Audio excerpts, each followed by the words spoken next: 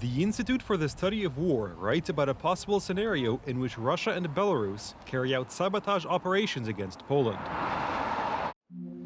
Russia and Belarus may conduct special forces sabotage operations against critical infrastructure in Poland and launch additional drone incursions and blame Ukraine. Russia's Foreign Intelligence Service, SVR, baselessly claimed on September 30th that Ukraine is preparing to conduct a false flag attack against critical Polish infrastructure in order to implicate Russia and Belarus. Critical infrastructure, including power and railway lines, power plants, and fuel depots, is said to be at risk.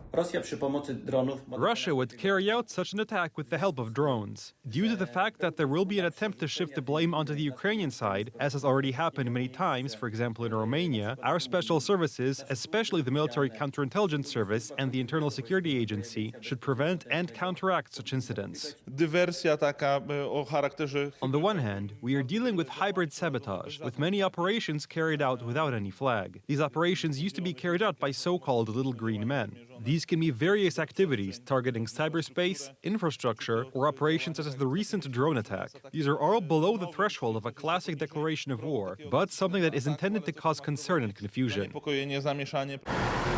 According to experts, this is nothing more than a false flag operation, as was the case when Ukraine was accused of the recent drone attack on Poland. The Kremlin, through the Foreign Intelligence Service, or Russian Global Intelligence, is conducting a disinformation campaign, as was the case with the incident of Russian unmanned aerial vehicles violating the airspace of the Republic of Poland.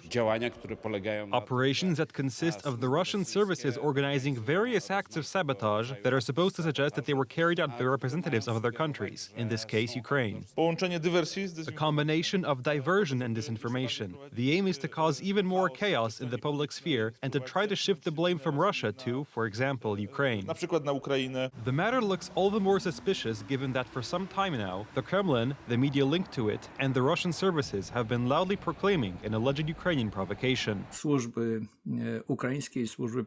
Ukrainian and Polish services are, according to the Russians, to send a special unit consisting of Belarusians and Russians to Poland to carry out diversionary operations, and when captured, they are to claim that they are a special unit and therefore subordinate to the GRU military intelligence.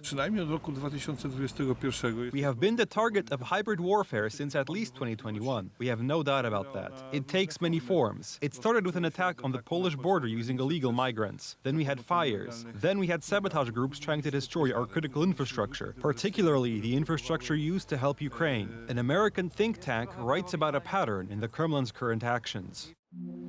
The Kremlin is likely setting information conditions to blame Ukraine for future attacks that Russia itself may conduct against Poland or other NATO states. Russia similarly accused Ukraine on September 26th of conducting the recent drone incursions into Poland and Romanian airspace to instigate a NATO-Russia war, despite the fact that Polish and Romanian officials attributed the incursions to Russia. The Kremlin has been carrying out false flag operations against Poland for a long time. This type of information is currently being disseminated by the Russian Federation's Foreign Intelligence Service, headed by its chief Naryshkin, that Poland is preparing to partition Ukraine, that Polish formations are ready to enter Ukrainian territory. Interestingly, one mainstream newspaper today writes about a network of Russian saboteurs broken up a year ago by Poland's Internal Security Agency, who had allegedly smuggled explosives hidden in canned food from Lithuania through Poland to Germany. These are mostly people who came to Poland as refugees from Belarus or Ukraine, from the more Sovietized part of Ukraine, where Russian is spoken. And we know that they were recruited to carry out this type of operation in Poland. The problem is that Polish special services are not only concerned with combating the threat of enemy intelligence and sabotage, but rather with combating political opposition to Prime Minister Donald Tusk's government. And this is because they are headed by people of questionable competence. Some of them were involved in the so-called Polish-Russian diplomatic reset.